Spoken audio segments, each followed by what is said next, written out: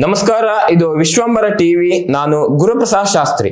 Prime guest ಕಾರ್ಯಕ್ರಮಕ್ಕೆ ಸ್ವಾಗತ. ಇವತ್ತು ನಮ್ಮ ಜೊತೆಗಿದ್ದಾರೆ CA ಉದಯ್ ಸ್ವಾದಿ. ಕಳೆದ 42 ವರ್ಷಗಳಿಂದ ಚಾರ್ಟರ್ಡ್ ಅಕೌಂಟೆಂಟ್ ಆಗಿ ಶಿರಸಿಯಲ್ಲಿ ಕರ್ತವ್ಯ ನಿರ್ವಹಿಸುತ್ತಿದ್ದಾರೆ. ಜೊತೆಗೆ ಲಯನ್ಸ್ ಕ್ಲಬ್ ಶಿರಸಿ ಇದರ 2 ಅವಧಿಗೆ ಅಧ್ಯಕ್ಷರಾಗಿಯೂ ಸಾಮಾಜಿಕ ಸೇವೆಯಲ್ಲಿ ತಮ್ಮನ್ನು ಸಕ್ರಿಯವಾಗಿ ತೊಡಗಿಸಿಕೊಂಡಿದ್ದಾರೆ. ಪ್ರಸ್ತುತ ಲಯನ್ಸ್ ಎಜುಕೇಶನ್ ಸೊಸೈಟಿ ಇದರ ಖಜಾಂಚಿಯಾಗಿ ಕೆಲಸವನ್ನು ಮಾಡ್ತಾ ಇದ್ದಾರೆ. ಕಾರ್ಯಕ್ರಮಕ್ಕೆ ಆತ್ಮೀಯ ಸ್ವಾಗತ. ನಮಸ್ತೆ ಸರ್. ನಮಸ್ಕಾರ. ನಮಸ್ಕಾರ. ವೀಕ್ಷಕರಿಗೂ ನಮಸ್ಕಾರ. ಓಕೆ. ಪ್ರಿಯ ವೀಕ್ಷಕರೇ, ಈ ವಿಡಿಯೋನ ನೋಡೋದಕ್ಕೂ ಮೊದಲು ನಮ್ಮ ಚಾನೆಲ್ ಅನ್ನ ಇನ್ನು ಸಬ್ಸ್ಕ್ರೈಬ್ ಮಾಡ್ಕೊಂಡಿಲ್ಲ ಆದ್ರೆ ತಕ್ಷಣವೇ ಸಬ್ಸ್ಕ್ರೈಬ್ ಮಾಡ್ಕೊಳ್ಳಿ. ಹಾಗೆ ವಿಡಿಯೋ ಇಷ್ಟ ಆಗಿದ್ರೆ ಶೇರ್ ಮಾಡಿ. ಸರ್, ತಾವು ಮೂಲತಃ ಶಿರ್ಸಿಯವರು, ಆದ್ರೆ ನಿಮ್ದು ಎಜುಕೇಶನ್ ಈಗ ಪ್ರೈಮರಿಯಿಂದ ಹಿಡಿದು ನಿಮ್ CA ಕಂಪ್ಲೀಷನ್ ಆಗೋದವರೆಗೂ ಹೊರ ರಾಜ್ಯದಲ್ಲಿ, ಮಹಾರಾಷ್ಟ್ರದಲ್ಲಿ, ಪುಣಾದಲ್ಲಿ, ಈ ರೀತಿ ಬೇರೆ ರಾಜ್ಯದಲ್ಲಿ ನಿಮ್ಮ ಎಜುಕೇಶನ್ ಮುಗಿಸಿದ್ರಿ. ನಂತರದಲ್ಲಿ ಅಲ್ಲಿ ಎಜುಕೇಶನ್ ಮುಗಿಸಿದ್ರು ಸಹ 1979ರಲ್ಲಿ ಶಿರ್ಸಿಗೆ ಬಂದು ಇಲ್ಲಿ ಶಿರ್ಸಿಯ ಮೊದಲ ಚಾರ್ಟರ್ಡ್ ಅಕೌಂಟೆಂಟ್ ಆಗಿ ನೀವು ಪ್ರಾಕ್ಟೀಸ್ ಅನ್ನು ಶುರು ಮಾಡಿದ್ರಿ. ಕಳೆದ ಒಂದು 42 ವರ್ಷಗಳ ಕಾಲ ಶಿರ್ಸಿಯಲ್ಲಿ ಸೇವೆಯನ್ನು ಸಲ್ಲಿಸಿದ್ದೀರಿ. ಈಗ ಸ್ವಲ್ಪ ರಿಟೈರ್ಮೆಂಟ್ ಅವಧಿಯಲ್ಲಿ ಇದೆ. ಸರ್, ಈಗ ವಿಷಯಕ್ಕೆ ಬರೋದಾದ್ರೆ ಫೆಬ್ರವರಿ 1ನೇ ತಾರೀಕು ಅಂದ್ರೆ financial year 2025-26 and assessment year 2026-27 ಸಾಲಿನ ಕೇಂದ್ರ ಬಜೆಟ್ ಅನ್ನ ಕೇಂದ್ರ ಹಣಕಾಸು ಸಚಿವೆ ನಿರ್ಮಲಾ ಸೀತಾರಾಮನ್ ಅವರು ಮಂಡಿಸಿದ್ದಾರೆ.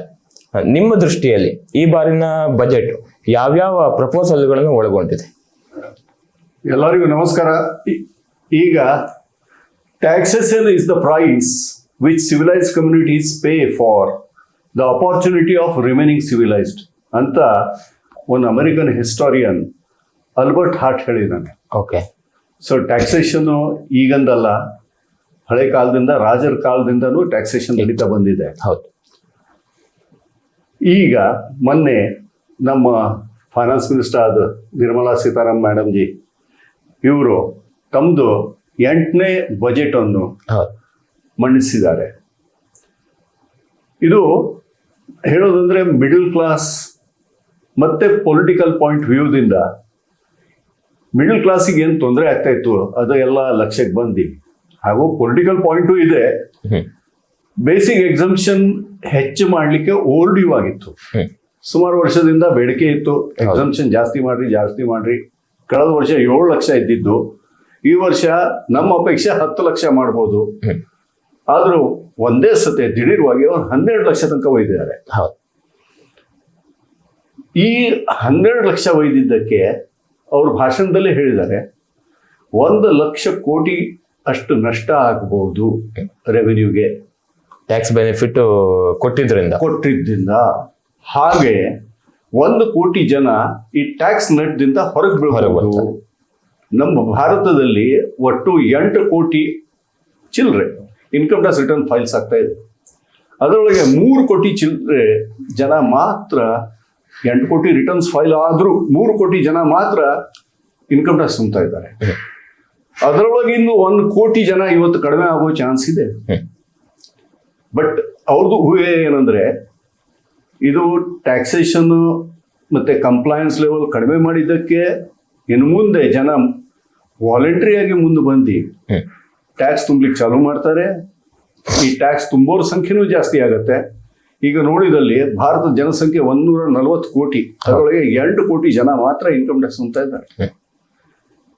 ಆದ್ರೆ ಇನ್ಕಮ್ ಟ್ಯಾಕ್ಸ್ ರಿಟರ್ನ್ ಫೈಲ್ ಮಾಡ್ತಾರೆ. ಪರ್ಸೆಂಟೇಜ್ ನೋಡಿದ್ರೆ ಅಮೆರಿಕನಲ್ಲಿ 35-40% ಜನ ಇನ್ಕಮ್ ಟ್ಯಾಕ್ಸ್ ತುಂಬ್ತಾರೆ. ಅವ್ರ ಜನಸಂಖ್ಯೆ 40 ಕೋಟಿನೇ ಇದೆ. ಹಿಂಗಾಗಿ ಇವತ್ತು ಡೆವಲಪ್ಡ್ ನೇಷನ್ ಆಗ್ಲಿಕ್ಕೆ ಅದು ಒಂದು ಕಾರಣ.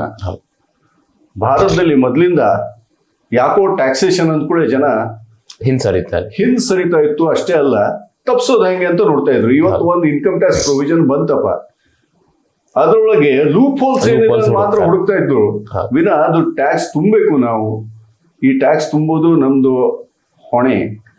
ಸಿವಿಲ್ ನಾವು ಏನು ಇವತ್ತು ಭಾರತದಲ್ಲಿ ಇದೀವಿ, ಡಿಫೆನ್ಸ್ ಇರಲಿ, ನಮಗೆ ಇವತ್ತು ಬೇಕಾಗಿದ್ದು ಸಂರಕ್ಷಣೆ ಇರಲಿ, ಆಮೇಲೆ ಲೀಗಲ್ ಸಿಸ್ಟಮ್ ಇರಲಿ, ಇದಕ್ಕೆ ಬೇಕಾಗಿದ್ದ ಹಣ ಎಲ್ಲಿಂದ ಹೋಗುತ್ತೆ? ಹಾಗೆ ಇನ್ಫ್ರಾಸ್ಟ್ರಕ್ಚರ್ ಡೆವಲಪ್ಮೆಂಟ್, ಅದಕ್ಕೆ ಬೇಕಾಗಿದ್ದ ಹಣ ಇನ್ಕಮ್ ಟ್ಯಾಕ್ಸ್ ಇಂದ ಹೋಗುತ್ತೆ. ಇನ್ಕಮ್ ಟ್ಯಾಕ್ಸ್, ಡೈರೆಕ್ಟ್ ಟ್ಯಾಕ್ಸಸ್ ಇರಲಿ, ಇಂಡೈರೆಕ್ಟ್ ಟ್ಯಾಕ್ಸಸ್ ಲೈಕ್ GST ಇರಲಿ, ಅಲ್ಲಿಂದಾನೆ ಹಣ ಬರೋದಲ್ಲ. ಆ ಹಣ ನಮ್ಗೆ ಸರ್ಕಾರಕ್ಕೆ ಎಷ್ಟು ಸಿಕ್ಕತ್ತೆ ಅದರಿಂದ ಅವರು ಮುಂದಿಂದು ಡೆವಲಪ್ಮೆಂಟ್ ಕಾರ್ಯ ಮಾಡ್ತಾರೆ. ಈಗ ಮೊನ್ನೆ ಬಜೆಟ್ನಲ್ಲಿ ಯಾವಾಗ ಈ ಪ್ರಪೋಸಲ್ ಅವ್ರು ಮಾಡಿದ್ರು, ಅದರಿಂದ ಮಿಡಲ್ ಕ್ಲಾಸ್ ಕೈನಲ್ಲಿ ಹೆಚ್ಚಿನ ಹಣ ಉಳಿಬಹುದು. ಯಾಕಂದ್ರೆ 1 ಲಕ್ಷ ಕೋಟಿ ಅಂದ್ರೆ ಅಷ್ಟು ಹಣ ಸಿಸ್ಟಮ್ ನಲ್ಲಿ ಅವ್ರ ಕೈನಲ್ಲಿ ಹೋಗುತ್ತೆ. ಯಾವ್ದು ಇನ್ಕಮ್ ಟ್ಯಾಕ್ಸಿಗೆ ಹೋಗ್ತಿತ್ತು ಆ ಹಣ ಅವ್ರ ಜನರ ಕೈನಲ್ಲಿ ಹೋಗುತ್ತೆ. ಅವಾಗ ನ್ಯಾಚುರಲ್ ಆಗಿ ಜನ ಅದು ಸೇವಿಂಗ್ಸ್ ಮಾಡ್ಬೋದು, ಇನ್ವೆಸ್ಟ್ಮೆಂಟ್ ಮಾಡ್ಬೋದು, ಕನ್ಸಂಪ್ಷನ್ ಮಾಡ್ಬೋದು ಅಂತ ಅವ್ರದ್ದು ಅಪೇಕ್ಷೆ. ಇವತ್ತು ಕನ್ಸಂಪ್ಷನ್ ಆದ್ರೆ ಏನಾಗ್ಬೋದು? ಕನ್ಸಂಪ್ಷನ್ ಆದಾಗ ಒಂದು ಸಾದಾ ಎಕ್ಸಾಂಪಲ್ ಕೊಡ್ತೀನಿ. ಈಗ ನನ್ನ ಕೈನಲ್ಲಿ ಒಂದು 1000 ರೂಪಾಯಿ ಹೆಚ್ಚಿದಾಗ ನಾ ಏನು ವಿಚಾರ ಮಾಡ್ತೀನಿ, ಹೋಗಿ ಹೋಟೆಲ್ನಲ್ಲಿ ಊಟ ಮಾಡುವ. ನ್ಯಾಚುರಲಿ ಆ ಹೋಟೆಲಿಗೆ ಆದಾಯ ಆಯಿತು, ಆ ಹೋಟೆಲ್ನಲ್ಲಿ ಕೆಲಸ ಮಾಡೋರಿಗೂ ಪಗಾರ ಸಿಗತ್ತೆ. ಹಾಗೆ ನಾವು ಏನು ಊಟ ಮಾಡ್ತಾ ಇದೀವಿ ಅದರೊಳಗೆ ಬಳಸಿದ ಪದಾರ್ಥಕ್ಕೂ GST ತುಂಬಿರ್ತಾರೆ, ಹೋಟೆಲು GST ತುಂಬತ್ತೆ. So this is called as multiplier effect ಅಂತ. ಈ ಮಲ್ಟಿಪ್ಲಾಯರ್ ಇಫೆಕ್ಟ್ ದಿಂದ ಅವ್ರದ್ದು ಅಪೇಕ್ಷೆ ಏನಂದ್ರೆ, ನಾವು 1 ಲಕ್ಷ ಕೋಟಿ ಕಳೆದ್ರು 2 ಲಕ್ಷ ಕೋಟಿ ನಮ್ಗೆ ರೆವೆನ್ಯೂ ಜಾಸ್ತಿ ಆಗ್ಬಹುದು, ಪರ್ಚೇಸಿಂಗ್ ಕೆಪಾಸಿಟಿನೂ ಜಾಸ್ತಿ ಆಗ್ಬಹುದು. ಹಾಗೆ ಜನದ ಕನ್ಸಂಪ್ಷನ್ ಇರ್ಲಿ, ಸೇವಿಂಗ್ಸ್ ಇರ್ಲಿ. ಸೇವಿಂಗ್ಸ್ ಯಾಕೆ ಬೇಕು? ಇವತ್ತು ಸೇವಿಂಗ್ಸ್ ಮ್ಯೂಚುವಲ್ ಫಂಡ್ ನಲ್ಲಿ ಸೇವಿಂಗ್ಸ್ ಮಾಡಲಿ, ಇನ್ವೆಸ್ಟ್ಮೆಂಟ್ ಮಾಡಿ ಬ್ಯಾಂಕ್ ಡಿಪಾಸಿಟ್ಸ್ ನಲ್ಲಿ ಇಡ್ಲಿ, ಆ ಹಣ ಅವರಿಗೆ ಮತ್ತೆ ಸಾಲ ಕೊಡ್ಲಿಕ್ಕಾಗತ್ತೆ, ಹೊಸ ಇಂಡಸ್ಟ್ರಿಗೆ ಸಾಲ ಸಿಗತ್ತೆ. ಸೊ ಸೇವಿಂಗ್ಸ್ ಇರ್ಲಿ ಇಲ್ಲ ಕನ್ಸಂಪ್ಷನ್ ಇರ್ಲಿ, ಎರಡೂ ದೃಷ್ಟಿಯಿಂದ ಎಲ್ಲರಿಗೂ ಬೆನಿಫಿಟ್ ಆಗ್ಬಹುದು ಅಂತ ಈ ವಿಚಾರ ಇಟ್ಕೊಂಡು ಅವರು ಈ 12 ಲಕ್ಷಕ್ಕೆ ಒಯ್ದಿದ್ದಾರೆ. ಈಗ ಬೇಸಿಕ್ ಎಕ್ಸಂಪ್ಷನ್ ಏನು 12 ಲಕ್ಷ ತನಕ ಒಯ್ದಿದ್ದಾರೆ, ಅದು ಸ್ಯಾಲರಿ ಅರ್ನರ್ಸಿಗೆ 12 ಲಕ್ಷ ಹಾಗೂ 75,000 ಸ್ಟ್ಯಾಂಡರ್ಡ್ ಡಿಡಕ್ಷನ್. ಅಂದ್ರೆ 12,75,000 ತನಕ ಪಗಾರ ಪಡೆಯುವವರಿಗೆ ಯಾವುದು ಇನ್ಕಮ್ ಟ್ಯಾಕ್ಸ್ ಇಲ್ಲ. ಬೇರೆಯವರಿಗೆ ಸ್ಯಾಲರಿ ಸಿಗೋರು 10% ಯಾರಿದ್ದಾರೆ ಅವರಿಗೆ 12 ಲಕ್ಷ. ಇದು ಸ್ಲ್ಯಾಬ್ ರೇಟ್ಸ್ ಏನಿದೆ ಅಂದ್ರೆ 4 ಲಕ್ಷದ ಒಂದು ಸ್ಲ್ಯಾಬ್ ರೇಟ್ ಮಾಡಿದ್ದಾರೆ.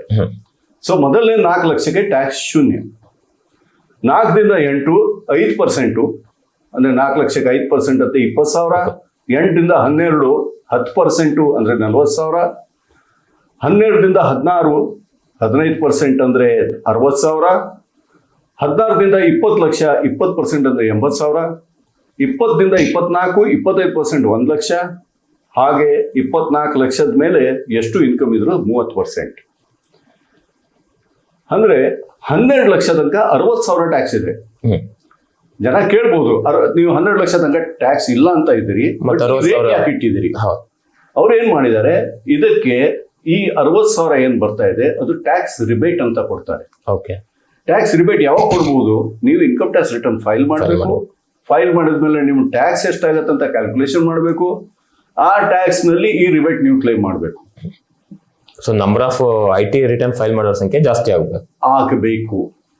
ಎರಡನೇದು, ನೀವು ನನಗೆ ಟ್ಯಾಕ್ಸ್ ಬರೋದಿಲ್ಲ ಅಂತ ರಿಟರ್ನ್ ಫೈಲ್ ಮಾಡದಿದ್ದಲ್ಲಿ ಪೆನಲ್ಟಿ ಬರೋ ಚಾನ್ಸ್ ಇದೆ.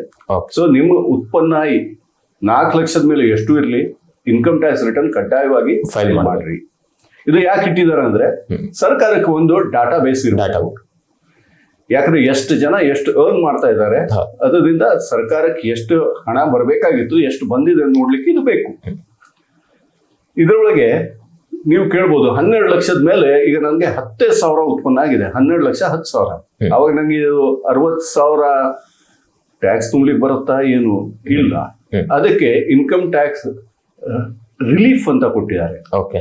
ಸೊ 12 ಲಕ್ಷದ ಮೇಲೆ ಎಷ್ಟು ಉತ್ಪನ್ನ ಜಾಸ್ತಿ ಇದೆ, ನಿಮ್ಗೆ ಉದಾಹರಣೆ ಕೊಡ್ಬೇಕಾದ್ರೆ 12 ಲಕ್ಷ 10,000 ಇದ್ರೆ 10,000 ಇದು ಟ್ಯಾಕ್ಸ್ ರಿಲೀಫ್ ಕೊಟ್ಟಿದ್ದಾರೆ.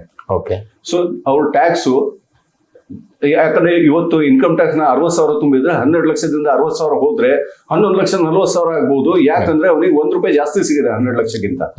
ಅದು ಆಗ್ಬಾರ್ದಂತ ಈ ಟ್ಯಾಕ್ಸ್ ರಿಲೀಫ್ ಇಟ್ಟಿದ್ದಾರೆ. ಅಂತ ಈ ಟ್ಯಾಕ್ಸ್ ರಿಲೀಫು 12,75,000 ತನಕ ಇದೆ. ಸೊ 12,75,000 ಮೇಲೆ ಯಾರು ಇರ್ಲಿ ಅವರಿಗೆ ಈ ಟ್ಯಾಕ್ಸ್ ರಿಬೇಟ್ ಸಿಗೋದಿಲ್ಲ, ರಿಲೀಫ್ ಸಿಗೋದಿಲ್ಲ. ರಿಬೇಟ್ ಅಲ್ಲ, ರಿಲೀಫ್, ಮಾರ್ಜಿನಲ್ ರಿಲೀಫ್ ಅಂತಾರೆ ಅದಕ್ಕೆ, ಅದು ಸಿಗೋದಿಲ್ಲ. ಈ ಎಲ್ಲ ನೋಡಿದಾಗ, ಈ ರೇಟ್ಸ್ ಎಲ್ಲ ನೋಡಿದಾಗ ಸರ್ಕಾರದ ಅಪೇಕ್ಷೆ ಏನಂದ್ರೆ ಹೊಸ ರಿಜಿಮ್, ನ್ಯೂ ಟ್ಯಾಕ್ಸ್ ರಿಜಿಮ್ ಅಂತೀವಿ ಇದಕ್ಕೆ. ಯಾವುದು ಎಕ್ಸಂಪ್ಷನ್ ಕ್ಲೇಮ್ ಮಾಡಬಾರ್ದು, ಓಕೆ, ಯಾವುದು ಡಿಡಕ್ಷನ್ಸ್ ಕ್ಲೇಮ್ ಮಾಡಬಾರ್ದು. ನೀವು ಈ ರೇಟ್ ನಲ್ಲಿ ನಿಮ್ಮ ಉತ್ಪನ್ನದ ಮೇಲೆ ಟ್ಯಾಕ್ಸ್ ತುಂಬ್ರಿ, ಹೊರಗೆ ಬರ್ರಿ. ದಿಸ್ ಇಸ್ ದ ಚೀಪೆಸ್ಟ್ ಅಂತ ಘೋಷಣೆ ಮಾಡಬೇಕು, ರಿಬರ್ ತಗೋಬೇಕು. ಮತ್ತೆ ಓಲ್ಡ್ ರಿಜಿಮ್ ನಲ್ಲಿ ಏನಿತ್ತು, ಬೇರೆ ಬೇರೆ ಸೆಕ್ಷನ್ಸ್ ನಲ್ಲಿ ಡಿಡಕ್ಷನ್ಸ್ ಇದ್ವು, ಎಕ್ಸಂಪ್ಷನ್ಸ್ ಇದ್ವು. ಅದು ಕ್ಲೇಮ್ ಮಾಡಬೇಕಾದ್ರೆ ಜನಕ್ಕೆ ಇನ್ಕಮ್ ಟ್ಯಾಕ್ಸ್ ಡಿಪಾರ್ಟ್ಮೆಂಟ್ ಬೇರೆ ಏನಾದ್ರು ವ್ಯೂ ತಗೋತಿದ್ರು, ಇವ್ರದ್ದು ವ್ಯೂ ಬೇರೆ ಇರ್ತಿತ್ತು. ಅಲ್ಲಿ ಡಿಸ್ಪ್ಯೂಟ್ ಸ್ಟಾರ್ಟ್ ಆಗ್ತಿತ್ತು. ಆ ಡಿಸ್ಪ್ಯೂಟ್ ರೆಸೊಲ್ಯೂಷನ್ಗೆ ಅವರು ಅಪೀಲ್ಸಿಗೆ ಹೋಗ್ಬೇಕು. ಅಪೀಲಿಗೆ ಹೋಗ್ಬೇಕಾದ್ರೆ ಅದಕ್ಕೆ ಟ್ಯಾಕ್ಸ್ ತುಂಬೆ 10%, 20% ಟ್ಯಾಕ್ಸ್ ತುಂಬೆ ಹೋಗ್ಬೇಕಾಗಿತ್ತು. ಇದೆಲ್ಲ ರಗಳೆ ಆಗ್ತಿತ್ತು. ಅದಕ್ಕೆ ಅವ್ರು ಏನ್ ಮಾಡಿದ್ರು, ನಾವು ಎಕ್ಸಂಪ್ಷನ್ಸ್ ಡಿಡಕ್ಷನ್ಸ್ ಎಲ್ಲ ತೆಗೆದ್ಬಿಡ್ತೀವಿ, ಸ್ಟ್ರೇಟ್ ಫಾರ್ವರ್ಡ್ ನಿಮ್ದು ಏನು ಉತ್ಪನ್ನ ಆಗತ್ತೆ ಅದಕ್ಕೆ ಟ್ಯಾಕ್ಸ್ ತುಂಬ್ರಿ. ಮತ್ತೆ ಸ್ಲ್ಯಾಬ್ ರೇಟ್ ಜಾಸ್ತಿ ಮಾಡಿದ್ರು, ಸ್ಲ್ಯಾಬ್ ರೇಟು ಕಡಿಮೆ ಮಾಡಿದ್ರು. ಹಿಂಗಾಗಿ ಕಂಪ್ಲಯನ್ಸ್ ಲೆವೆಲ್ ಕಮ್ಮಿ ಆದಾಗ ಹೆಚ್ಚಿನ ಜನ ಮುಂದೆ ಬಂದು ಇನ್ಕಮ್ ಟ್ಯಾಕ್ಸ್ ರಿಟರ್ನ್ ಫೈಲ್ ಮಾಡ್ತಾರಂತ ಈ ಅಪೇಕ್ಷೆ ಮೇರೆಗೆ ಈ ನ್ಯೂ ಟ್ಯಾಕ್ಸ್ ರಿಜಿಮ್ ತಂದಿದ್ದಾರೆ. ಓಕೆ, ಇಷ್ಟು ದಿನ ಏನು 45ರಿಂದ 50% ಜನ ನ್ಯೂ ಟ್ಯಾಕ್ಸ್ ರಿಜಿಮಿಗೆ ಬಂದಿದ್ರು. ಈಗ ಅವ್ರದ್ದು ಅಪೇಕ್ಷೆ 95ರಿಂದ 97% ಜನ ಈ ಹೊಸ ಟ್ಯಾಕ್ಸ್ ರಿಜಿಮಿಗೆ ಬರಬಾರ್ದು. ಬಂದಾಗ ಡಿಸ್ಪ್ಯೂಟ್ಸ್ ಕಡಿಮೆ ಆಗ್ತವೆ, ಟ್ಯಾಕ್ಸ್ ಕಲೆಕ್ಷನ್ ಸುಲಭವಾಗಿ ಆಗತ್ತಂತ ಅವ್ರದ್ದು ಅಪೇಕ್ಷೆ. ಓಕೆ, ಬಟ್ ಇದರೊಳಗೆ ಒಂದಿದೆ, ಎಲ್ಲ ಇದಕ್ಕೆ ಈ ಸ್ಲ್ಯಾಬ್ ರೇಟ್ ಅಂದ್ರೆ ತಿಳ್ಕೊಬಹುದು ಜನ. 12 ಲಕ್ಷ ನನಗೆ ಬ್ಯಾಂಕ್ ಇಂಟ್ರೆಸ್ಟ್ ಇದೆ, ಬಟ್ 12 ಲಕ್ಷಕ್ಕೆ ಟ್ಯಾಕ್ಸ್ ಬೀಳದೇ ಇರ್ಬೋದು. ಬಟ್ ಅವನಿಗೆ long term capital gain, short term capital gain ಆಗ್ತಾ ಇದ್ದಲ್ಲಿ ಇದು ಸ್ಪೆಷಲ್ ರೇಟ್ ಕೆಳಗೆ ಬರುತ್ತೆ. ಆ ಸ್ಪೆಷಲ್ ರೇಟಿಗೆ ಯಾವುದು ಎಕ್ಸೆಂಪ್ಷನ್ ಇಲ್ಲ. ಸೊ ಆ ಸ್ಪೆಷಲ್ ರೇಟ್ ನಲ್ಲಿ ಅವ್ರು ಟ್ಯಾಕ್ಸ್ ತುಂಬೋದೇ ಆಗತ್ತೆ. ಇದು ಲಕ್ಷಕ್ಕೆ ಇಡ್ಬೇಕು. ಏನ್ 12 ಲಕ್ಷ ಹೇಳೋದು ಅವನ ಎಫ್ ಡಿ ಅಥವಾ ಮತ್ತೆ ಇಂಟ್ರೆಸ್ಟ್ ಇಂದ ಬರ್ತಾ ಇದೆ ಹೇಳಾದ್ರೆ ಅವಾಗ ಈ ರೇಟ್ಗಳು ಅಪ್ಲೈ ಆಗಲ್ಲ. ಅಂದ್ರೆ ಈ ರೇಟೇ ಅಪ್ಲೈ ಆಗತ್ತೆ. ಎಕ್ಸೆಂಪ್ಷನ್ ಸಿಗಲ್ಲ. ಅಲ್ಲ, ಎಕ್ಸೆಂಪ್ಷನ್ ಸಿಗೋದು ಅಂತ ಅಲ್ಲ. ಕ್ಯಾಪಿಟಲ್ ಗೇನಿಗೆ, ಕ್ಯಾಪಿಟಲ್ ಗೇನ್ ಲಾಂಗ್ ಟರ್ಮ್ ಇರ್ಲಿ ಆರ್ ಶಾರ್ಟ್ ಟರ್ಮ್ ಇರ್ಲಿ, ಅದಕ್ಕೆ ಏನು ಸ್ಪೆಷಲ್ ರೇಟ್ ಅಂತ ಇದೆ, ಆ ಸ್ಪೆಷಲ್ ರೇಟ್ ಪ್ರಕಾರನೇ ಅವ್ರು ತುಂಬಬೇಕು. ಫಾರ್ ಎಕ್ಸಾಂಪಲ್, ಅವನ 5 ಲಕ್ಷ ಬ್ಯಾಂಕ್ ಇಂಟ್ರೆಸ್ಟ್ ಇದೆ, 7 ಲಕ್ಷ ಕ್ಯಾಪಿಟಲ್ ಗೇನ್ ಟ್ಯಾಕ್ಸ್ ಇದೆ. ಸೊ ಅವನ ಏನು ನನ್ನ 12 ಲಕ್ಷಕ್ಕಿಂತ ಕಡಿಮೆ ಇದೆಲ್ಲ, ನಾ ಯಾಕೆ ಟ್ಯಾಕ್ಸ್ ತುಂಬಬೇಕು? ಹಂಗಿಲ್ಲ. 5 ಲಕ್ಷ ಬೇರೆ ಏನು ಉತ್ಪನ್ನ ಇದೆ ಅದಕ್ಕೆ ಟ್ಯಾಕ್ಸ್ ಬೀಳದೇ ಇರ್ಬೋದು, ಬಟ್ ಈ ಉಳಿದಿದ್ದು 7 ಲಕ್ಷ ಕ್ಯಾಪಿಟಲ್ ಗೇನ್ ಇದೆ, ಅದು ಯಾವ ಸ್ಪೆಷಲ್ ರೇಟ್ ಕೆಳಗೆ ಆ ಸ್ಪೆಷಲ್ ರೇಟ್ ಕೆಳಗೆ ಒಂದು ಟ್ಯಾಕ್ಸ್ ತುಂಬಲೇಬೇಕು. ಆಯ್ತು, ಒಬ್ಬನಿಗೆ 7 ಲಕ್ಷ ಕ್ಯಾಪಿಟಲ್ ಗೇನ್ ಮಾತ್ರ ಇದೆ, ಬೇರೆ ಯಾವ ಉತ್ಪನ್ನನೂ ಇಲ್ಲ. ಆವಾಗ ಅವನು ಮೊದಲನೇ 4 ಲಕ್ಷಕ್ಕೆ ಶೂನ್ಯ, 4 ಲಕ್ಷದಿಂದ 7 ಲಕ್ಷ ತನಕ 3 ಲಕ್ಷ ಏನಾಗತ್ತೆ, ಅದಕ್ಕೆ ಸ್ಪೆಷಲ್ ರೇಟ್ ಇಂದ ಟ್ಯಾಕ್ಸ್ ತುಂಬಬೇಕು. So this is the provision. ಈಗ ಏನೇನು ಈ ಬಜೆಟ್ ನಲ್ಲಿ ಪ್ರಪೋಸಲ್ ಆಗಿದೆ ಅದು ನೋಡುವ. ಓಕೆ, ಫಸ್ಟ್ ಅಂದ್ರೆ ಹೌಸ್ ಪ್ರಾಪರ್ಟಿಯಿಂದ ಸ್ಟಾರ್ಟ್ ಮಾಡುವ. ಇಷ್ಟು ವರ್ಷ ಯಾರಾದ್ರೂ ಒಬ್ಬ ಅಸೆಸಿ ಒಂದು ಮನೆ ಇದ್ದಲ್ಲಿ ಅವನು ಅದು ಸೆಲ್ಫ್ ಆಕ್ಯುಪೈಡ್ ಪ್ರಾಪರ್ಟಿ ಅಂತ ಡಿಕ್ಲರೇಷನ್ ಕೊಟ್ರೆ ಅದಕ್ಕೆ ಯಾವ್ದು ಟ್ಯಾಕ್ಸ್ ಬೀಳೋದಿಲ್ಲಾಗಿತ್ತು. ಬಟ್ ಕೆಲವು ಜನ ಏನ್ ಮಾಡ್ತಿದ್ರು, ಒಂದಕ್ಕಿಂತ ಹೆಚ್ಚಿನ ಮನೆ ತಗೋತಾ ಇದ್ರು, ಬಟ್ ಅದು ಬಾಡಿಗೆ ಕೊಡದೆ ಇದ್ದಿರ್ಬೋದು. ಅವ್ರು ಸೆಲ್ಫ್ ಆಕ್ಯುಪೈಡ್ ಅಂತಾನೆ ಇರ್ಬೋದು. ಯಾಕಂದ್ರೆ ನಾ ಇವತ್ತು ಹುಬ್ಳಿಗೆ ಹೋದಾಗ ನನ್ನ ಮನೆ ಅದಕ್ಕೆ ನಾ ಇಟ್ಕೊಂಡಿದ್ದೀನಿ, ಸಿರ್ಸಿನಲ್ಲಿ ಒಂದು ಮನೆ ಇದೆ. ಅಂತ ಸಂದರ್ಭದಲ್ಲಿ ಆ ಹುಬ್ಳಿ ಮನೆ ಸೆಲ್ಫ್ ಆಕ್ಯುಪೈಡ್ ಇದ್ರು, ಅಂದ್ರೆ ಕೆಲವು ಕಾರಣಕ್ಕೆ ಅದಕ್ಕೆ ಎಕ್ಸಂಪ್ಷನ್ ಇದೆ. ಅಂದ್ರೆ ಫಾರ್ ದ ಎಂಪ್ಲಾಯ್ಮೆಂಟ್ ಕಾರಣದಿಂದ ನೀವು ಹುಬ್ಳಿ ಮನೆ ನೀವು ಇದು ಮಾಡ್ಕೊಂಡಿದೆ ಸೆಲ್ಫ್ ಆಕ್ಯುಪೈಡ್, ಇದೆಲ್ಲ ತೋರಿಸ್ಬೇಕಾಗಿತ್ತು. ಯಾವಾಗೂ ಡಿಪಾರ್ಟ್ಮೆಂಟ್ ಜೊತೆ ಡಿಸ್ಪ್ಯೂಟ್ ಆಗ್ತಿತ್ತು. ಇಲ್ಲ ಆದ್ರೆ ಅದಕ್ಕೆ ನೋಷನಲ್ ವ್ಯಾಲ್ಯೂ ರೆಂಟ್ ಹಿಡಿದು ಟ್ಯಾಕ್ಸ್ ಬೀಳ್ತಿತ್ತು. ಓಕೆ, ಅದು ತೆಗೆದಾಕಿ ಈಗ 2 ಮನೆ ತನಕ ಸೆಲ್ಫ್ ಆಕ್ಯುಪೈಡ್ ಅಂತ ತೋರಿಸ್ಬೋದು. ಇದು ಮೇಜರ್ ಅಮೆಂಡ್ಮೆಂಟ್ ಆಗಿದೆ. ಹಾಗೆ income tax TDS, tax deducted at source, ತಮ್ಗೆ ಗೊತ್ತಿದೆ ಎಲ್ಲ. ಇನ್ಕಮ್ ಟ್ಯಾಕ್ಸ್ ಡಿಪಾರ್ಟ್ಮೆಂಟ್ ಇಂದ ಏನು ನಿಮ್ಗೆ ಉತ್ಪನ್ನ ಆದ ತಕ್ಷಣ ತಮ್ಗೆ ರೆವೆನ್ಯೂ ಬರಬೇಕು, ಅದು ಒಂದು ಇಚ್ಛೆ. ಎರಡನೇದು, ಇದು ಇದ್ದಿದ್ದಕ್ಕೆ ಜನ TDS ಆದಾಗ ಉತ್ಪನ್ನನೂ ಇದೆ ಅಂತ ಗೊತ್ತಾಗತ್ತೆ. ಅದು ಇನ್ಕಮ್ ಟ್ಯಾಕ್ಸ್ ಡಿಪಾರ್ಟ್ಮೆಂಟಿಗೆ ಗೊತ್ತಾದ್ರೆ ಅದು ಈಗಿನ ದಿನ ನಿಮ್ದು KYC ಎಲ್ಲ ಇದ್ದಿದ್ದಕ್ಕೆ ನಿಮ್ಗೆ ಏನೇನು ಉತ್ಪನ್ನ ಆಗ್ತಾ ಇದೆ, ಎಲ್ಲೆಲ್ಲಿ ಉತ್ಪನ್ನ ಆಗ್ತಾ ಇದೆ ಎಲ್ಲ ಗೌರ್ಮೆಂಟಿಗೆ ಗೊತ್ತಾಗತ್ತೆ. ಮೇಲಿಂದ ಈ TDS ಒಂದು ಪ್ರೊವಿಷನ್ ಇತ್ತು, ಯಾಕಂದ್ರೆ ಅಡ್ವಾನ್ಸ್ ನಲ್ಲಿ ಗೌರ್ಮೆಂಟಿಗೆ ದುಡ್ಡು ಬಂದ್ಬಿಡ್ತು ಅಂತ. TDS ನಲ್ಲಿ ಮೇಜರ್ ಚೇಂಜಸ್ ಮಾಡಿದ್ದಾರೆ ಈ ಸತೆ.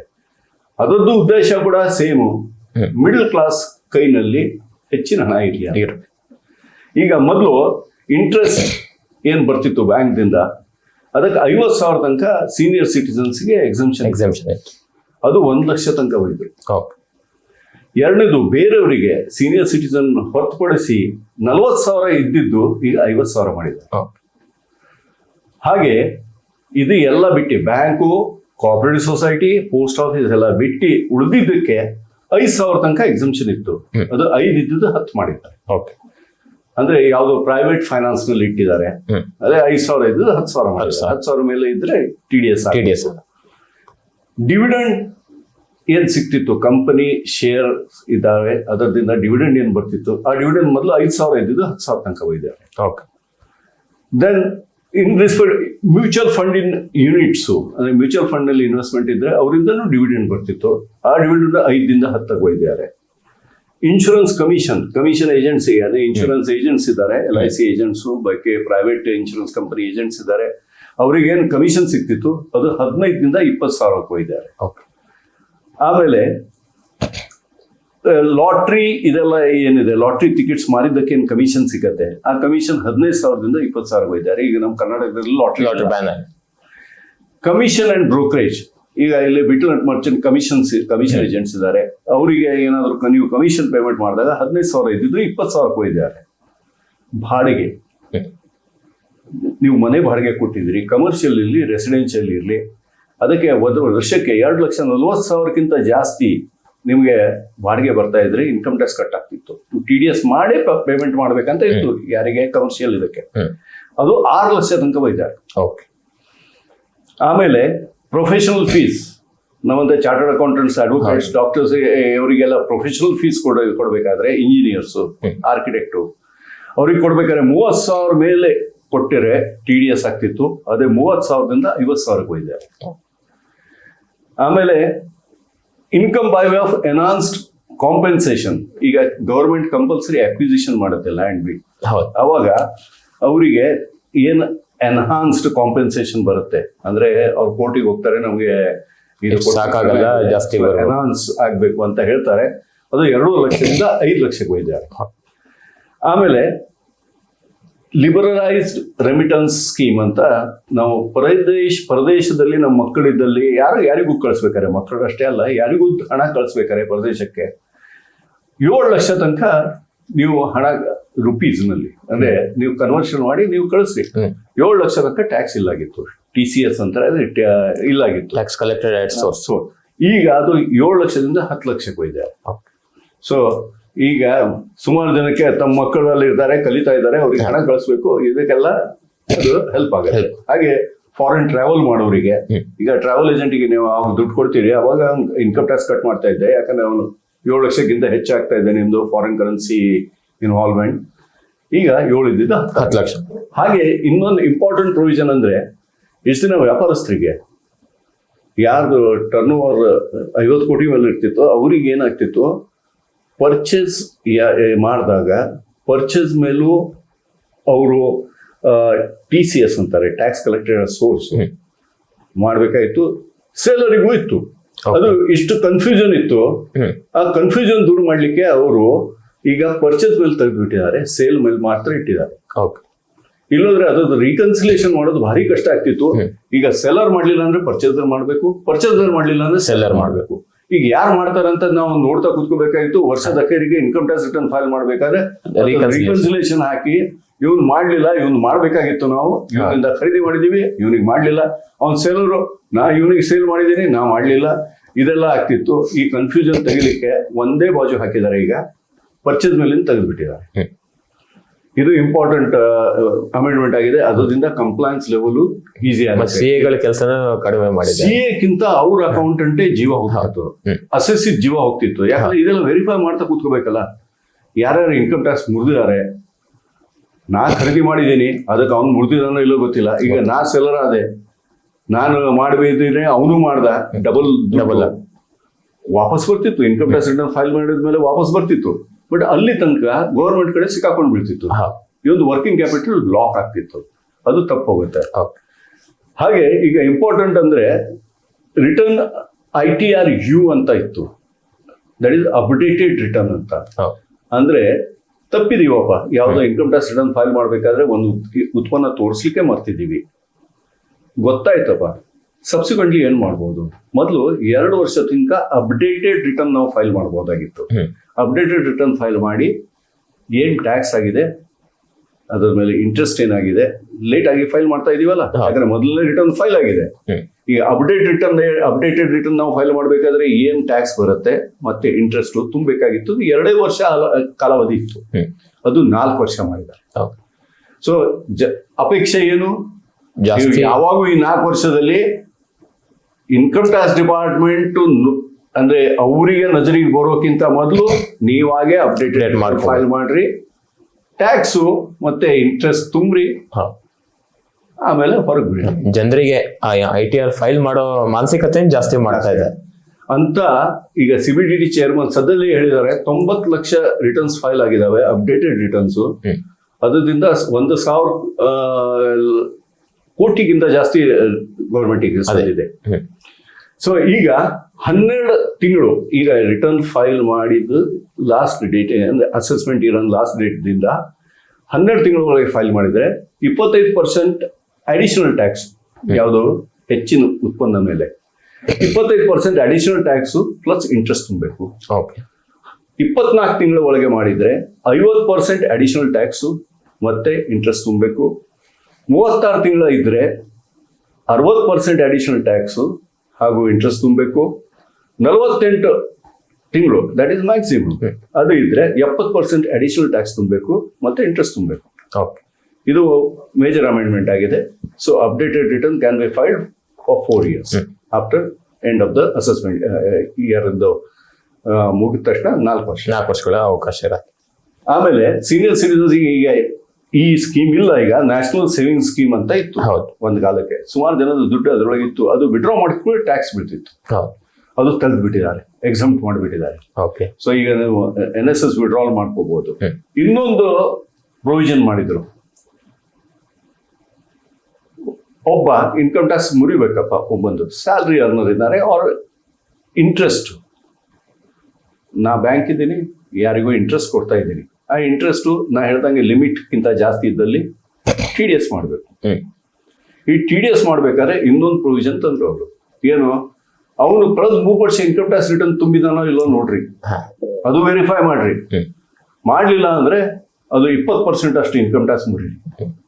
ಅಂದ್ರೆ ಏನು, ನಾನು ಬೇರೆಯವ್ರ ಕೆಲಸ ನಾ ಮಾಡ್ಬೇಕು, ಅವನು ತುಂಬಿದಾನ ಇನ್ಕಮ್ ಟ್ಯಾಕ್ಸ್ ರಿಟರ್ನ್ ಮಾಹಿತಿ ತಗೋಬೇಕು, ಅವನು ತುಂಬಲಿಲ್ಲ ಅಂದ್ರೆ ನಾನು ಹೆಚ್ಚಿನ ಇನ್ಕಮ್ ಟ್ಯಾಕ್ಸ್ ಮುರಿಬೇಕು, ಅದು ಮಾಡದೇ ಇದ್ದಲ್ಲಿ ಪೆನಲ್ಟಿ ತುಂಬಬೇಕು. ಇದೆಲ್ಲ ಪ್ರೊವಿಷನ್ ಇತ್ತು. ಅಂದ್ರೆ ಇದರಿಂದ ಕಂಪ್ಲೈನ್ಸ್ ಲೆವೆಲ್ ಸಿಕ್ಕಾಪಟ್ಟೆ ಹೆಚ್ಚಾಯ್ತು. ಈ ಕೆಲಸನೇ ಮಾಡೋದಾಯ್ತು ಅವರು. ಆ ಮುಂದಿನವ್ರದ್ದು ಏನು ಇನ್ಕಮ್ ಟ್ಯಾಕ್ಸ್ ಮುರಿತಾ ಇದೆಯೋ, ಅವ್ನು ಇನ್ಕಮ್ ಟ್ಯಾಕ್ಸ್ ರಿಟರ್ನ್ ಫೈಲ್ ಮಾಡಿದಾನೆಲ್ಲ 3 ವರ್ಷದ ರಿಟರ್ನ್ ತಗೊಂಡ್ ಬಂದ್ಮೇಲೆ ಇವನು ಡಿಸಿಷನ್ ವೆರಿಫೈ ಮಾಡಿ ಡಿಸಿಷನ್ ಮಾಡಬೇಕು. ಅದೆಲ್ಲ ತಪ್ಪೋಯ್ತು, ಅದು ತೆಗೆದ್ಬಿಟ್ಟಿದ್ದಾರೆ ಪ್ರಪೋಸಲ್ ನಲ್ಲಿ. ಈ 2 ಸೆಕ್ಷನ್ 206 AB ಮತ್ತೆ 206 CCA ತೆಗೆದ್ಬಿಟ್ಟಿದ್ದಾರೆ. ಆದ್ರೂ ಎಲ್ಲರದು ಬೇಡಿಕೆ ಇತ್ತು. ಕಳೆದ ವರ್ಷದಿಂದ ಪಾರ್ಟ್ನರ್ಸಿಗೆ ಭಾಗಿದಾರರಿಗೆ ಏನು ಇಂಟ್ರೆಸ್ಟ್ ರೆಮ್ಯುನರೇಷನ್ ಪೇಮೆಂಟ್ ಆಗತ್ತೆ, ಕಮಿಷನ್ ಪೇಮೆಂಟ್ ಆಗತ್ತೆ, ಅದಕ್ಕೆ ಇನ್ಕಮ್ ಟ್ಯಾಕ್ಸ್ TDS ಆಗ್ಬೇಕಂತ ಹೇಳ್ತಾ ಇದ್ದಾರೆ. ಸೊ ಈ ಪ್ರೊವಿಷನ್ ದಿಂದ ಸಿಕ್ಕಾಪಟ್ಟೆ ಕಾಂಪ್ಲಿಕೇಶನ್ಸ್ ಆಗಿದಾವೆ. ಇದರ ಬಗ್ಗೆ ಏನಾದ್ರೂ ವಿಚಾರ ಮಾಡಬಹುದು ಅಂತ ಅಪೇಕ್ಷೆ ಇತ್ತು, ಆದ್ರೂ ಅದಕ್ಕೆ ಕೈ ಹಚ್ಚಲಿಲ್ಲ. ಸೊ ಅದು ಇನ್ನೂ ಇದೆ. ಇವತ್ತು ಪಾರ್ಟ್ನರ್ಶಿಪ್ ಫರ್ಮಿಗೆ ಅವರು ಪಾರ್ಟ್ನರ್ಸಿಗೆ ಏನು ಹಣ ಕೊಡ್ತಾರೆ, ರೆಮ್ಯುನರೇಷನ್ ಆಗಿರ್ಲಿ, ಇಂಟ್ರೆಸ್ಟ್ ಆಗಿರ್ಲಿ, ಕಮಿಷನ್ ಆಗಿರ್ಲಿ, ಅದಕ್ಕೆ ಇನ್ಕಮ್ ಟ್ಯಾಕ್ಸ್ ಮುರಿಬೇಕು. ಇನ್ನೊಂದು ಪ್ರೊವಿಷನ್ ಅಂದ್ರೆ ಚಾರಿಟೇಬಲ್ ಟ್ರಸ್ಟಿಗೆ ಮೊದಲು ಏನು ನಾವು ರೆಕಗ್ನಿಷನ್ ತಗೋತಿದ್ವಿ 12A ಕೆಳಗೆ 80G ಸಲುವಾಗಿ, ಅದು ಪರ್ಪೆಚುವಲ್ ಇತ್ತು. ಅಂದ್ರೆ ಕೊನೆಯ ತನಕ ಒಂದ್ಸತಿ ಕೊಟ್ಟ ಮೇಲೆ ಅವ್ರು ಇನ್ಕಮ್ ಟ್ಯಾಕ್ಸ್ ಡಿಪಾರ್ಟ್ಮೆಂಟ್ ವಿಡ್ರಾ ಮಾಡೋ ತನಕ ಸಿಕ್ತಿತ್ತು ಅವನಿಗೆ. ಆಮೇಲೆ ಒಂದು 4 ವರ್ಷದ ಕೆಳಗೆ ಅಮೆಂಡ್ಮೆಂಟ್ ಮಾಡಿ, ಇದಲ್ಲ ಈಗ ಪ್ರತಿ 5 ವರ್ಷಕ್ಕೆ ಅವ್ರು ರಿನ್ಯೂವಲ್ಗೆ ಅಪ್ಲಿಕೇಶನ್ ಮಾಡಬೇಕು ಅಂತ ಮಾಡಿದ್ರು. ಅವಾಗ ಸಣ್ಣ ಪುಟ್ಟ ಚಾರಿಟೇಬಲ್ ಇನ್ಸ್ಟಿಟ್ಯೂಷನ್ಸ್ಗೆ ಸಿಕ್ಕಾಪಟ್ಟೆ ತ್ರಾಸ ಆಗ್ಲಿ ಸ್ಟಾರ್ಟ್ ಆಯ್ತು. ಯಾಕಂದ್ರೆ ಈಗ ಮಾಡ್ಬೇಕು. ಈ ಸತಿ ಸೆಪ್ಟೆಂಬರ್ 2025 6 ತಿಂಗಳ ಮೊದಲು, ಮಾರ್ಚ್ಗಿಂತ 6 ತಿಂಗಳ ಮೊದಲು ಅಂದ್ರೆ ಸೆಪ್ಟೆಂಬರ್ ಒಳಗೆ ರಿನ್ಯೂವಲ್ ಅಪ್ಲಿಕೇಶನ್ ಮತ್ತೊಂದ್ಸತಿ ಫೈಲ್ ಆಗ್ಬೇಕು. ಅದು ಎಲ್ಲ ಸ್ಕ್ರೂಟಿನೈಸ್ ಆಗೋದು, ಎಲ್ಲ ನೋಡಿಕೊಂಡು ನಿಮ್ಗೆ ಎಲಿಜಿಬಲ್ ಇದ್ರೆ ನಿಮಗೆ ಅದು ಕಂಟಿನ್ಯೂ ಮಾಡ್ತಾರೆ, ಇಲ್ಲಾದ್ರೆ ರಿಜೆಕ್ಷನ್ ಮಾಡಿ ಕಳಿಸ್ತಾರೆ. ಈ ತೊಂದರೆ ಅವ್ರಿಗೆ ಗೊತ್ತಾಗಿ ಈಗ ಯಾರ್ದು 5 ಕೋಟಿ ಅವ್ರದ್ದು ಆದಾಯ ಇದೆ ಅಂತ ಟ್ರಸ್ಟ್ಗಳಿಗೆ 10 ವರ್ಷದ ಸಲುವಾಗಿ ಮಾಡಿದ್ದಾರೆ. 5 ಕೋಟಿಗಿಂತ ಜಾಸ್ತಿ ಇದ್ದಲ್ಲಿ 5 ವರ್ಷಕ್ಕೆ ರಿನ್ಯೂವಲ್ ಮಾಡಬೇಕು. ಸೊ 5 ಕೋಟಿಗಿಂತ ಕಡಿಮೆ ಆದಾಯ ಇದೆ ಅವ್ರಿಗೆ ಸ್ವಲ್ಪ ಅಂದ್ರೆ ಅನುಕೂಲ ಆಯ್ತು. 10 ವರ್ಷ ತನಕ ಅವರಿಗೆ ಕಂಟಿನ್ಯೂ ಆಗುತ್ತೆ ಅವ್ರದ್ದು ರೆಕಗ್ನಿಷನ್. ಇನ್ನೊಂದು ಅವರು ಪ್ರಪೋಸಲ್ ಕೊಟ್ಟಿದ್ದಾರೆ, ನಾನು ಹೊಸ ಇನ್ಕಮ್ ಟ್ಯಾಕ್ಸ್ ಆಕ್ಟ್ ತರ್ತೀನಂತ. ಅದು ಇವತ್ತೇ ಹೀಗೆ ಓದ್ತಿದ್ದೆ. ಆಕ್ಚುಲಿ ಇವತ್ತು ಫ್ರೈಡೆ, ಇವತ್ತು ಅವರು ಕ್ಯಾಬಿನೆಟ್ ಮುಂದೆ ಇಡೋರಿದ್ದಾರೆ. ಕ್ಯಾಬಿನೆಟ್ ನಲ್ಲಿ ಏನಾದ್ರು ಸಜೆಷನ್ಸ್ ಇದ್ರೆ ಅಪ್ರೂವಲ್ ತಗೊಂಡು ಮಂಡೇ ಅದು ಮಂಡಿಸೋದಿದ್ದಾರೆ. ಅದು ಈ ವರ್ಷ ಆಗುವಾಗೋದಿಲ್ಲ, 25 ದಿನದಲ್ಲಿ ಆಗುವಾಗೋದಿಲ್ಲ, 26 ದಿನದ ಆಗತ್ತೆ. ಇದು ಯಾಕೆ ಮಾಡ್ತಾ ಇದ್ದಾರೆ ಅಂದ್ರೆ ಅವರು ಆದಷ್ಟು ಸಿಂಪ್ಲಿಫಿಕೇಶನ್ ಮಾಡ್ಲಿಕ್ಕೆ ನೋಡ್ತಾ ಇದ್ದಾರೆ. ಕಾಯ್ದೆ ಸರಳವಾಗಿ ಎಲ್ಲಾ ಜನಕ್ಕೆ ತಿಳಿಯುವಂತೆ, ಎಕ್ಸಂಪ್ಷನ್ಸ್ ಡಿಡಕ್ಷನ್ಸ್ ಎಲ್ಲ ಹೋಗ್ಬಿಡ್ತವೆ. ಯಾಕಂದ್ರೆ ಎಲ್ಲ ಕಾಂಪ್ಲಿಕೇಶನ್ಸ್ ಇದ್ದದ್ದು ಅಲ್ಲಿತ್ತು. ಅದೆಲ್ಲ ಹೋಗಿ ಸರಳವಾಗಿ ಎಲ್ಲ ಜನಕ್ಕೆ ತಿಳಿಯುವಂತೆ ಕಾಯ್ದೆ ತರೋರಿದ್ದಾರೆ. ನೋಡೋ ಎಷ್ಟು ಸಾಧ್ಯ ಇದೆ ಅಂತ ನನಗೂ ಗೊತ್ತಾಗ್ತಾ ಇಲ್ಲ, ಬಟ್ ಅದು ಆ ವಿಚಾರ ಇದೆ. ಸೊ ಇನ್ಕಮ್ ಟ್ಯಾಕ್ಸ್ ಆಕ್ಟ್ 1961 ಹೋಗಿ ಇನ್ಕಮ್ ಟ್ಯಾಕ್ಸ್ ಆಕ್ಟ್ 2025 ಬರುತ್ತೆ. 25 ಬರುತ್ತೆ, 26 ಬರುತ್ತೆ. Income tax code 2025. Okay. Surprisingly ಅಂದ್ರೆ ಆಶ್ಚರ್ಯ ಆಗುತ್ತೆ, ಪ್ರತಿ ಸತಿ ಯಾವ್ದೋ ಫೈನಾನ್ಸ್ ಮಿನಿಸ್ಟರ್ ಬಜೆಟ್ ತಂದಾಗ ಯಾವ್ದೋ ಹಿಡನ್ ಅಜೆಂಡಾ ಇರುತ್ತೆ. ಎಲ್ಲಾದ್ರೂ ನೀವು ಕಾಯ್ದೆ ಅದು ಅವರು ಏನು ಸೆಕ್ಷನ್ಸ್ ಅಮೆಂಡ್ಮೆಂಟ್ ಮಾಡಿರ್ತಾರೆ ಕರೆಕ್ಟ್ ಆಗಿ ಓದಿದ್ರೆ ಮಾತ್ರ ಗೊತ್ತಾಗ್ತಿತ್ತು ಎಲ್ಲೋ ಹಣಗಡಿ ಇದೆ ಇದ್ರೊಳಗೆ. ಈ ಸತಿ ಆಶ್ಚರ್ಯ ಅಂದ್ರೆ ಆ ಥರದ್ದು ಯಾವುದು ಹಿಡನ್ ಅಜೆಂಡಾ ಇಲ್ಲ, ಸಿಂಪಲ್ ಆಗಿ ಮಾಡಿದ್ದಾರೆ. ಇದಕ್ಕೆ ನಾವು ನಮ್ಮ ಪ್ರೈಮ್ ಮಿನಿಸ್ಟರ್ ಮೋದಿಜಿಯವರಿಗೆ ಮತ್ತೆ ನಿರ್ಮಲಾ ಸೀತಾರಾಮನ್ ಅವರಿಗೆ ಧನ್ಯವಾದ ಹೇಳಬೇಕು. ಇವತ್ತಿನ ಪ್ರೈಮ್ ಗೆಸ್ಟ್ ಕಾರ್ಯಕ್ರಮದಲ್ಲಿ ನಮ್ ಜೊತೆ ಉಪಸ್ಥಿತರಿದ್ದು ಅಭಿಪ್ರಾಯ ಅನಿಸಿಕೆ ಹಂಚಿಕೊಂಡಿರುವ CA ಉದಯ್ ಸ್ವಾದಿ ಇವರಿಗೆ ವಿಶ್ವಂಬರ ಟಿವಿ ವತಿಯಿಂದ ಹೃತ್ಪೂರ್ವಕ ಕೃತಜ್ಞತೆಗಳನ್ನ ಸಲ್ಲಿಸ್ತಾ ಇದ್ದೀವಿ. ಧನ್ಯವಾದಗಳು. ಧನ್ಯವಾದ. ವೀಕ್ಷಕ ಮಹಾಪ್ರಭುಗಳೇ, ನಮ್ಮ ಚಾನಲ್ ಅನ್ನು ಸಬ್ಸ್ಕ್ರೈಬ್ ಮಾಡಿ, ಶೇರ್ ಮಾಡಿ, ಪ್ರೋತ್ಸಾಹಿಸಿ.